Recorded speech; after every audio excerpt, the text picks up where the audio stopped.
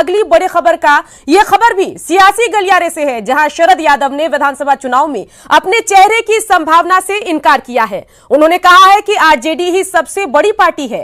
तेजस्वी यादव विपक्ष के नेता हैं। हमारी कोशिश है कि बिहार में विपक्ष हो एकजुट। महागठबंधन में तेजस्वी यादव के नेतृत्व पर शरद यादव और आरएलएसपी ने भरोसा जताया। वहीं बीजेपी और जेडीयू ने कहा कि महागठबंधन के पास तेजस्वी के अलावा कोई और विकल्प नहीं है। हमारे चेहरे का सवाल है तो वो विधानसभा के चुनाव के लिए तेजस्वी का नाम है। यानी आरजेडी की सबसे बड़ी पार्टी, अपोजिशन लीडर भी है वो। तो हमारे बारे में कि हमारा चेहरा वहाँ होगा, तो ये बहुत लोगों का कहते रहते हैं, लेकिन हमारा आपने खुद ही देखा है कि हम 43 साल से दिल्ली ही हमारी राजनीति का दायरा है, उसी में रहते हैं। दूर दूर तक संभावनाएं नहीं है कि तीसरा मोर्चा भी कुछ सोच सकता है, कर सकता है, क्योंकि नेतृत्व के लिए बहुत विवाद महागठबंधन में भी है और पहले से था। चूँकि किला ठोक वहाँ पर हमारे आरजेडी का जो सोच है वो नेता उन्होंने तय कर लिया है। अब कचपचाहट जरूर है जो उनके गठबंधन में हैं, लेकिन वो स्थिति नहीं है कि कोई नेतृत्व कर सके। एक मोर्चा, दो मोर्चा, सभी मोर्चे आत्मघाती प्रवृत्ति लिए हुए हैं, एक दूसरे के खिलाफ हैं और गला काट प्रतियोगिता के हिस्से बने हुए हैं। एनडीए का बिहार में ना तो कोई नीतिगत विकल्प है और ना नेतृत्व के आधार पर कोई विकल्प है। देखिए, माननीय उपेंद्र कुशवाहा जी ने कभी भी नहीं कहा है कि शरद जी के चेहरे पे हम लोग चुनाव लड़ेंगे। आपको याद होगा पटना में भी जब मीटिंग हुई थी तो उन्होंने क्लियरली कहा था, उन्होंने ऐसा कभी नहीं कहा। शरद जी हम लोग के बड़े नेता हैं, गार्जियन हैं, हम लोग को मार्गदर्शन हमेशा उनसे मिलता आया है और आगे भी मिलता रहेगा। लेकिन वो चेहरे की कभी उन्होंने उपेंद्र कुशवाहा जी ने बात की। क्या उपेंद्र कुशवाहा जी ने कभी कहा कि वो तेजस्वी जी को जैसे चेहरा मानने के लिए नहीं तैयार है? विधानसभा चुनाव से पहले कन्हैया की यात्रा और कन्हैया के मंच पर कांग्रेस विधायक का होना आरजेडी के एमवाई समीकरण में सेंध के नजरिए से देखा जा रहा है। नजरिया मुस्लिम वोटरों को अपनी ओर खींचने का भी है। सवाल तेजस्वी और कांग्रेस के नजर नहीं आने को लेकर भी है। हमको ये समझना पड़ेगा कि ये जो एनआरसी का बखेड़ा खड़ा किया गया है, ये इसलिए खड़ा किया गया है कि देश के बुनियादी सवालों पर चर्चा नहीं हो। नहीं चाहिए एनपीआर, देश मांगे रोजगार, इस नारे को हम बुलंद करेंगे और हमको पूरा भरोसा है कि आपके आशीर्वाद से, आपकी एकता से इस लड़ाई को हम जरूर जीतेंगे। हमको गुलामी पसंद नहीं है, क्योंकि हमारे पुरखों ने गुलामी नहीं की थी। हमको आजादी पसंद है, क्योंकि मौलाना अबुल कलाम आजाद के नाम में भी आजाद है और चंद्रशेखर आजाद के नाम में भी आजाद है। कन्हैया के तेवर और देशव्यापी मुद्दों पर मोर्चा खोल बातों को सुनकर इरादा स्पष्ट नजर आ रहा होगा कि कन्हैया ने बिहार विधानसभा की तैयारी शुरू कर दी है। खासकर मुस्लिम बहुल इलाकों में जाकर ये समझने की कोशिश की है कि माई का एम उनके साथ है। लेकिन सवाल तेजस्वी के साथ कन्हैया या फिर कांग्रेस के नेताओं का ना होने को लेकर है। इसमें उनके दल के और उनके महागठबंधन से कोई भी मुस्लिम परिवार इधर से उधर नहीं जाएगा। चुनाव से पहले महागठबंधन में दरार की खबरों के बीच कन्हैया की यात्रा में कांग्रेस विधायक शकील खान का मंच साझा करना कई सवालों को जन्म दे रहा है। हालांकि कांग्रेस इसे एक लक्ष्य को साधने की बतौर तैयारी बताती है, तो जेडीयू के पास इस माहौल को साधने का बयान ही एकमात्र हथियार है। तो उसमें कोई आपत्ति नहीं। लक्ष्य तो एक ही है कि नरेंद्र मोदी सरकार के जन विरोधी नीतियों का विरोध करना। मेकअप लगाने का काम कर रहे हैं। ऐसे लोगों को समझना चाहिए, देश ये राज्य नहीं है, देश कभी भी इन चीजों को गंभीरता से नहीं। झारखंड और दिल्ली चुनाव के बाद कांग्रेस जोश में है, इसलिए उसने परंपरागत वोटों को रिझाने की तैयारी शुरू कर दी है। हालांकि मंच कन्हैया का जरूर है, लेकिन लक्ष्य एक है। लेकिन ये आरजेडी के लिए खतरे का संकेत भी हो सकता है। आनंद अमृतराज, न्यूज़ 18 पटना। मुजफ्फरपुर में नियोजित शिक्षकों के हड़ताल के तीसरे दिन स्कूलों के पठन पाठन पर व्यापक असर देखा जा रहा है। शहरी क्षेत्र के अधिकांश सरकारी स्कूलों में ताला जड़ दिया गया। कई स्कूलों में महिला शिक्षिका दिखाई पड़ रही हैं, लेकिन छात्र छात्राएं दिखाई नहीं पड़ रही हैं, जबकि शिक्षकों का सभी 16 बीआरसी कार्यालय के सामने धरना प्रदर्शन चल रहा है। हमारे संवाददाता प्रवीण ठाकुर ने शहर के कालीबाड़ी रोड में चल रहे राजकीय तुलसी मध्य विद्यालय का जायजा लिया। नियोजित शिक्षकों की हड़ताल का सीधा असर पड़ने लगा है और शहरी क्षेत्र के जो स्कूल हैं उसके अलावा ग्रामीण क्षेत्र के स्कूलों में भी पूरी तरह तालाबंदी का नज़ारा है और ना तो कोई बच्चे पठन पाठन के लिए स्कूलों तक आ रहे हैं और अभिभावकों को भी अब पता चल गया है कि शिक्षक हड़ताल पे हैं। जो नियोजित शिक्षक हैं वो स्कूल से को छोड़कर बीआरसी भवन में जुट रहे हैं और जो राज्य कर्मी का दर्जा करने की मांग है, समान काम समान वेतन की मांग है, उसको लेकर आंदोलनरत हैं। और यही वजह है कि आप देख रहे हैं ये अभी जो मैं हूँ राजकीयकृत तुलसी मध्य विद्यालय कालीबाड़ी रोड टाउन क्षेत्र का ये स्कूल है और यहाँ कोई बच्चे नहीं हैं। हजारों बच्चे इस स्कूल में नामांकित हैं, लेकिन सिर्फ कुछ शिक्षिकाएं हैं जो यहाँ मौजूद हैं, लेकिन बच्चे नहीं हैं। हम जानने की कोशिश करते हैं जो यहाँ शिक्षिका हैं, क्या आप लोग हड़ताल में हैं? क्या मांग क्या है? नहीं बात करना है। क्या बात तो की हड़ताल में है कि नहीं? हड़ताल में है ना? क्या बच्चे नहीं आ रहे हैं? शिक्षिका है लेकिन बात करने से परहेज कर रहे हैं। एक्चुअली जो यूनियन है उनका साफ कहना है कि आप स्कूल नहीं आए, लेकिन अब भी खास करके जो महिला शिक्षिका हैं उन्हें वो पेंडुलम की स्थिति में है कि वो क्या करें, लेकिन साफ तौर पर बच्चे स्कूलों में नज़र नहीं आ रहे हैं। पठन पाठन पूरी तरह ठप है और मुजफ्फरपुर में 3300 इस प्रकार के स्कूल हैं और 16,000 से अधिक शिक्षक हैं जो हड़ताल पर हैं। तो बिल्कुल ही पढ़ाई जो है प्रभावित हो रही है और स्कूलों में बच्चे नदारत हैं। कैमरामैन संजीव के साथ प्रवीण ठाकुर, न्यूज़ 18 मुजफ्फरपुर। अररिया में केंद्रीय मंत्री गिरिराज सिंह ने कहा कि नागरिकता कानून तो किसी कीमत पर वापस नहीं होगा और जल्द ही देश में जनसंख्या नियंत्रण कानून भी बनेगा। उन्होंने अररिया में 1992 में हुए दंगे का इशारा करते हुए कहा कि मैं बैरगाछी को कभी भूल नहीं सकता, जहां भारतवंशियों के साथ अन्याय हुआ था। इसी अररिया में पाकिस्तान जिंदाबाद के नारे लगे। क्या भारत जिंदाबाद कहने लायक नहीं रह गया? आज प्रशासन को भी ये सोचना पड़ेगा। मैं उन लोगों से भी कहना चाहता हूं, ये अररिया वही अररिया है। मैंने बैरगाछी को नहीं भूला, ये बैरगाछी अररिया कभी नहीं भूल पाएगा। मैं ये कहते भी सोच से कहता हूं। खबर नवादा से, जहां अकबरपुर नया बाजार के पांती बजरंगबली सामुदायिक भवन के पास उस समय अफरा तफरी मच गई जब वहां खड़ी स्कूली वाहन धू-धू कर जल उठी। हालांकि स्थानीय लोगों के सहयोग से आग पर काबू पाया जा सका। बताया जा रहा है कि स्कूल का मैजिक वाहन बच्चों को लाने के बाद ड्राइवर सामुदायिक भवन के पास गाड़ी लगाकर आराम कर रहा था, तभी अचानक गाड़ी में आग लग गई तथा वह धू-धू कर जल उठा।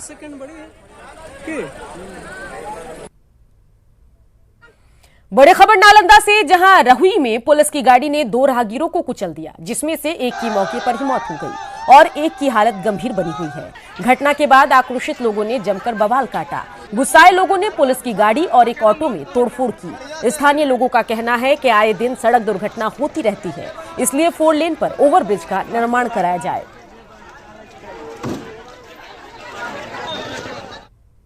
गया में नक्सलियों ने एक बार फिर उत्पात मचाया। बांके बाजार प्रखंड के सोनदाहा मध्य विद्यालय के भवन को नक्सलियों ने डायनामाइट लगाकर उड़ा दिया।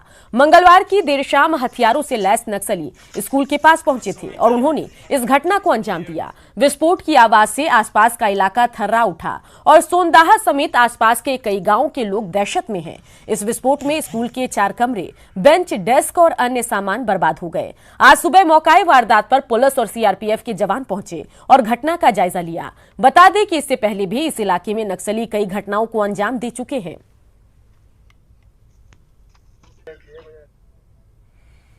सुपौल में चोरों ने एक बार फिर मंदिर को अपना निशाना बनाया और लाखों रुपए के जेवरात सहित दान पेटी में रखे लाखों रुपए लेकर फरार हो गए।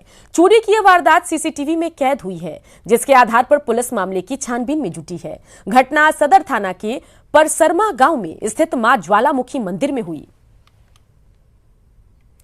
तो सुपौल से तस्वीरें आपको दिखा रहे हैं और तस्वीरों से आप देख सकते हैं कि चोरों ने किस तरीके से मंदिर को अपना निशाना बनाया और लाखों रुपए के जेवरात सहित दान पेटी में रखे कैश लेकर फरार हुए। लेकिन राहत की बात यह रही कि चोरी की पूरी वारदात सीसीटीवी में कैद हुई। पुलिस पूरे मामले की छानबीन में जुटी हुई है इस विजुअल के आधार पर, और घटना जो है वो सदर थाना के परसरमा गांव में स्थित मां ज्वालामुखी मंदिर में हुई है। रक्सौल में एसएसबी ने 12.5 करोड़ का चरस जब्त किया है। नेपाल से भारत चरस की सप्लाई हो रही थी, तभी रक्सौल बॉर्डर पर एसएसपी ने स्कॉर्पियो की तलाशी ली, जिसमें 50 किलो चरस बरामद किया गया। कार्रवाई के दौरान पुलिस ने 2 तस्कर को भी गिरफ्तार किया। गिरफ्तार तस्कर अजय कुमार और राजन कुमार सिंह छपरा जिले के रहने वाले हैं। आधा किलो के 100 बंडल में इस चरस को रखा गया था। पटना में बीती रात एक अपार्टमेंट में हुई भीषण चोरी के मामले में पुलिस के रवैये को पटना हाईकोर्ट ने गंभीरता से लिया है। घटना पटना हाईकोर्ट में अपर महाधिवक्ता अंजनी कुमार के अपार्टमेंट में 2 फ्लैट में चोरी की है। बीती रात अपराधियों ने गोला रोड दानापुर स्थित सुचिता गृह अपार्टमेंट के फ्लैट नंबर 501 और 301 में भीषण चोरी की वारदात को अंजाम दिया। अपर महाधिवक्ता अंजनी कुमार को सुबह जब इस घटना की जानकारी मिली तो उन्होंने सबसे पहले रुपसपुर थाना पुलिस को फोन किया, जिसके बाद पुलिस मौके पर जांच के लिए पहुंची। बाद में अपर महाधिवक्ता ने पटना एसएसपी को घटना की जानकारी दी, फिर भी मामले में प्राथमिकी दर्ज नहीं हुई। इसके बाद उन्होंने डीजीपी को मैसेज किया और अपर महाधिवक्ता ने इस वारदात की जानकारी हाईकोर्ट के मुख्य न्यायाधीश जस्टिस संजय करोल को भी दी, जिस पर चीफ जस्टिस ने भरोसा दिलाया कि अगर कल तक पुलिस केस दर्ज नहीं करती है तो कोर्ट इसे गंभीरता से लेगा, क्योंकि जब राज्य के सरकारी अधिवक्ता की शिकायत को भी जब पुलिस गंभीरता से नहीं लेती तो फिर आम आदमी की स्थिति को समझा जा सकता है। डीजीपी साहब को एसएमएस किया, वहाँ से अभी कोई रिस्पांस आना बाकी है। तब मैंने सोचा कि एसएसपी पटना को भी सेम मैसेज कम्युनिकेट कर दूं, वो हमने कर दिया है, लेकिन अभी तक एफआईआर की कार्रवाई नहीं की गई है।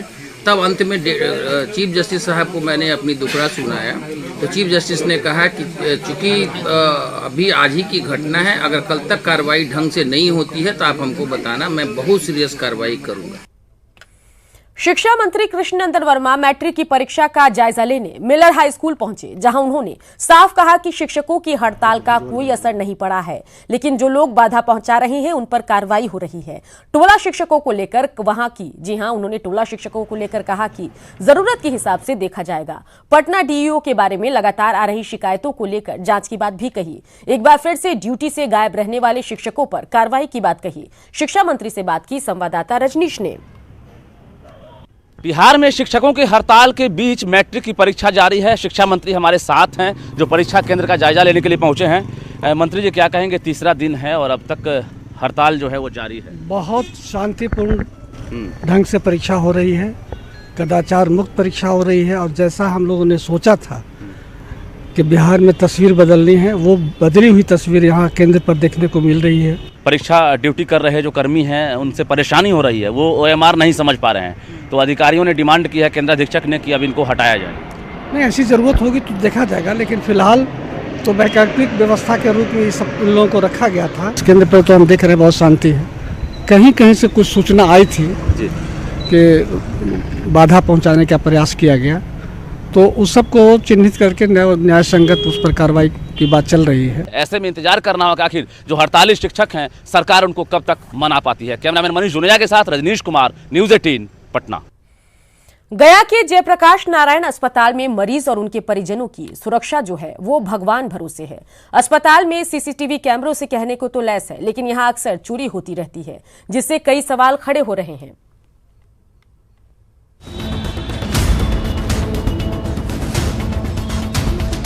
ये गया जिले का जयप्रकाश नारायण अस्पताल है, जहां मरीज और उनके परिजन भगवान भरोसे रहते हैं। आए दिन यहां सामान की चोरी होते रहती है। कहने के लिए पूरा अस्पताल सीसीटीवी कैमरों से लैस है, फिर भी चोरी और मारपीट की घटनाएं आम है।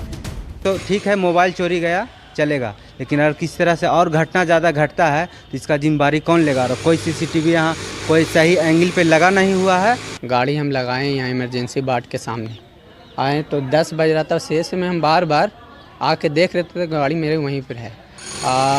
फिर हम 10 बजे जब हो गया तो गए तो मेरा गाड़ी वहाँ पर नहीं था। गार्ड लोग से पूछे तो कहेगा जो करना है ऐसे कर लो, कुछ नहीं होने वाला है। तो कैमरा कौन काम को लगा? देखिए ना, दवाल देखेगा कैमरा से, गाड़ी किसी को चोरी हो जाता है तो कहाँ पे लगा? कहाँ शो कर रहा है वो? शो तो नहीं कर रहा है वो, अब क्या देखेगा? देखिए दवाल दिखा रहा है। इतना ही नहीं, सुरक्षा में 18 होमगार्ड के जवान भी 3 शिफ्टों में तैनात रहते हैं।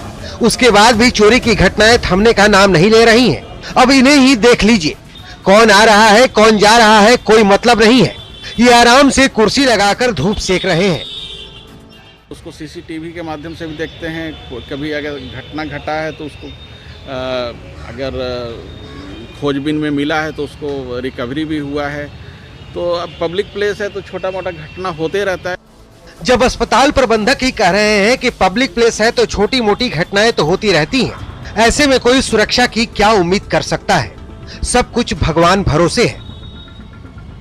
न्यूज़ 18 के लिए गया से एलन लेली की रिपोर्ट। बड़ी खबर सुपौल से, जहां 2,87,000 की लूट की खबर है। सीएसपी संचालक से रुपए लूटे गए हैं। त्रिवेणीगंज के बगला रोड की घटना आपको बता रहे हैं, जहां एक बार फिर से बिहार में अपराधी बेखौफ दिख रहे हैं। खबर सुपौल से 2,87,000 की लूट हुई है। सीएसपी संचालक से ये पैसे लूटे गए हैं। त्रिवेणीगंज के बगला रोड की घटना आपको बता रहे हैं।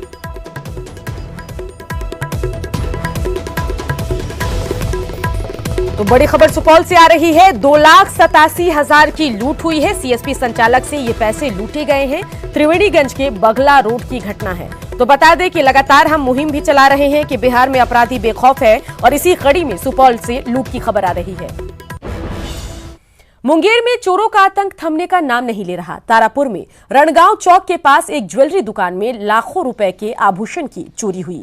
साथ ही सीसीटीवी के डीवीआर भी शातिर चोर लेकर फरार हो गए। दुकानदार के मुताबिक 12 से 15 लाख रुपए के जेवरात लेकर चोर फरार हुए हैं। चोरी की वारदात के बाद पुलिस की पेट्रोलिंग पर सवाल खड़े होने लगे हैं।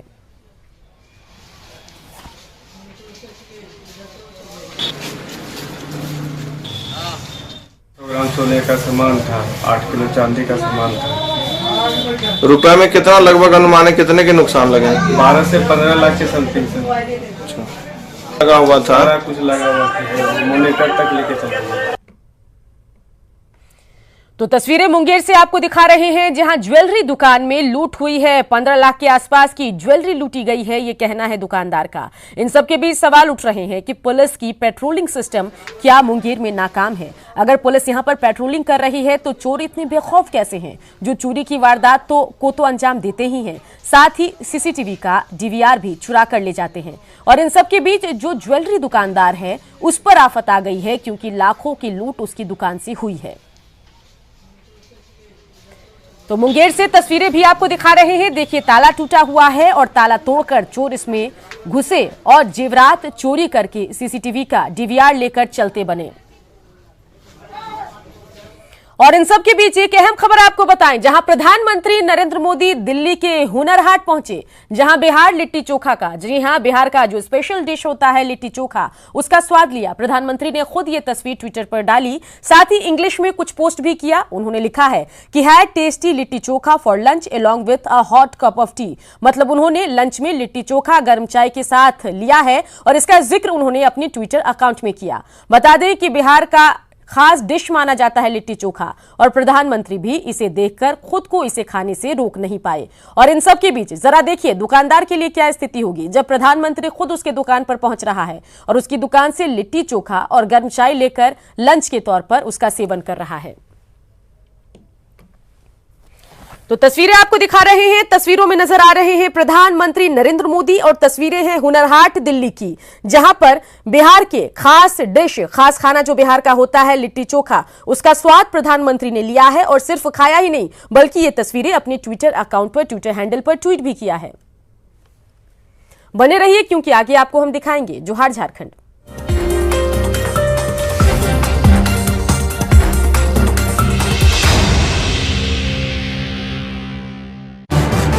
इस न्यूज के सह प्रायोजक